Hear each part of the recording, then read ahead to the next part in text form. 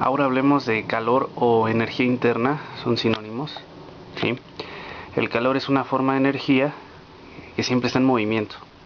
Eh, entonces, ya habíamos platicado que la energía que se asocia al movimiento es la cinética. Por lo tanto, el calor es una medida de la energía cinética. O sea, entre más energía cinética tenga un cuerpo, más calor va a tener. ¿Por qué? Porque sus moléculas van a estar en mayor movimiento. Y el movimiento genera calor. Entonces, el calor siempre va a fluir de un cuerpo de mayor temperatura a un cuerpo de menor temperatura. ¿Sí? También se le llama energía interna.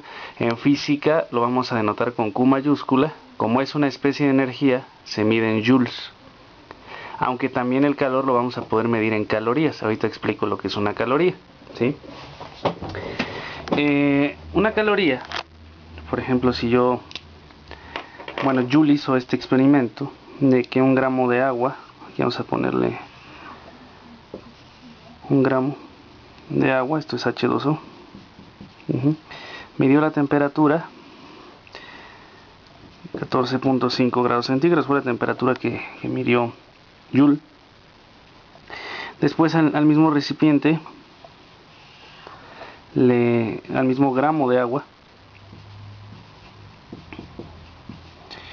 aumentó la temperatura, ¿sí? Suministró cierto calor y observa que la temperatura midió 15.5 grados centígrados, o sea que aumentó 1 grado centígrado. Joule define como a una caloría como la cantidad de calor o de energía que se le tiene que suministrar a 1 gramo de agua para que aumente su temperatura 1 grado centígrado.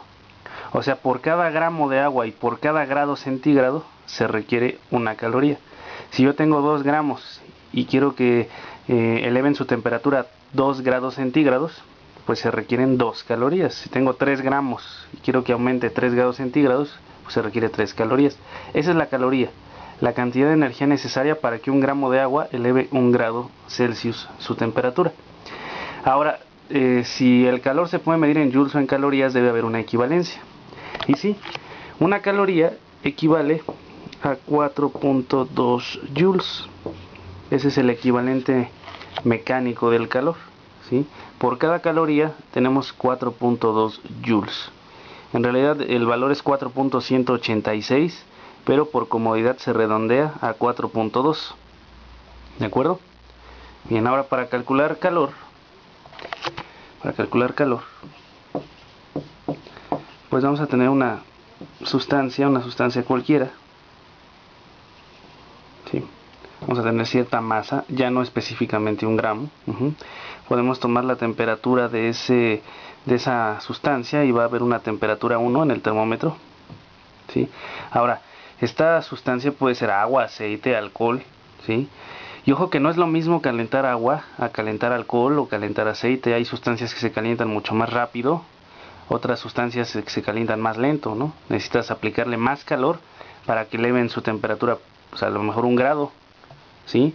La del agua es pues 1 caloría por cada gramo, por cada grado centígrado. Pero bueno, las sustancias varían. De hecho, como dato curioso, el agua es la sustancia que más calor puede almacenar en su interior, ¿sí? Por ejemplo, el alcohol y el aceite, el aluminio están muy por debajo del agua. O sea, se requiere una gran cantidad de calor para que el agua aumente por lo menos 1 grado centígrado, ¿sí? El experimento que puedes hacer es con un globo, llenarlo con agua y intentarlo reventar con un encendedor. No vas a poder porque el agua va a absorber todo el calor del encendedor. O sea, el globo se rompería hasta que el agua ya no pueda almacenar más calor, ¿sí? Entonces aquí tiene un calor específico a esta sustancia, dependiendo si es aceite, alcohol, agua, lo que sea, tiene un calor específico, ¿sí? Si es agua, el calor específico, pues ya nos lo tenemos que saber de memoria. El calor específico del agua es de 1 caloría sobre grado Celsius, que esto es la definición que les acabo de dar, que necesitamos 1 caloría para que 1 gramo eleve su temperatura 1 grado centígrado. Es de memoria, ¿sí? Y si es otra sustancia, pues te va a decir el problema cuál es el calor específico. Entonces, ¿qué pasa si a ese recipiente, a esa masa, volvemos a aumentar su temperatura, una fuente de calor, suministramos cierto calor y medimos su temperatura, una temperatura 2? Entonces nosotros podemos calcular el calor así, de esta manera. Entonces podemos poner calor, pues tiene que ver con la masa. Un cuerpo que tiene menos masa puede almacenar menos calor.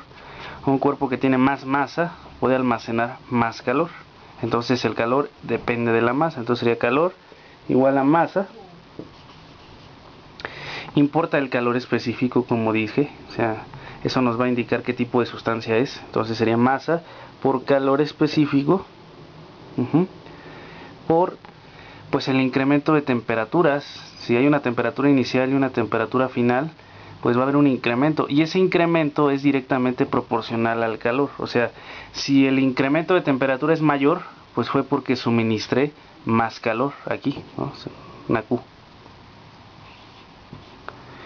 Si el incremento de temperatura es menor, pues fue porque suministré menos calor.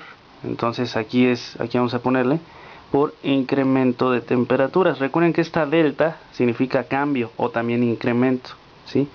Ahora, ¿cómo conozco ese delta T, ese cambio de temperatura? Pues acuérdense que es el valor final menos el valor inicial, ¿no? Por ejemplo, si la temperatura inicial fue de 30 y la final de 70, pues de 30 a 70 hubo un cambio de 40.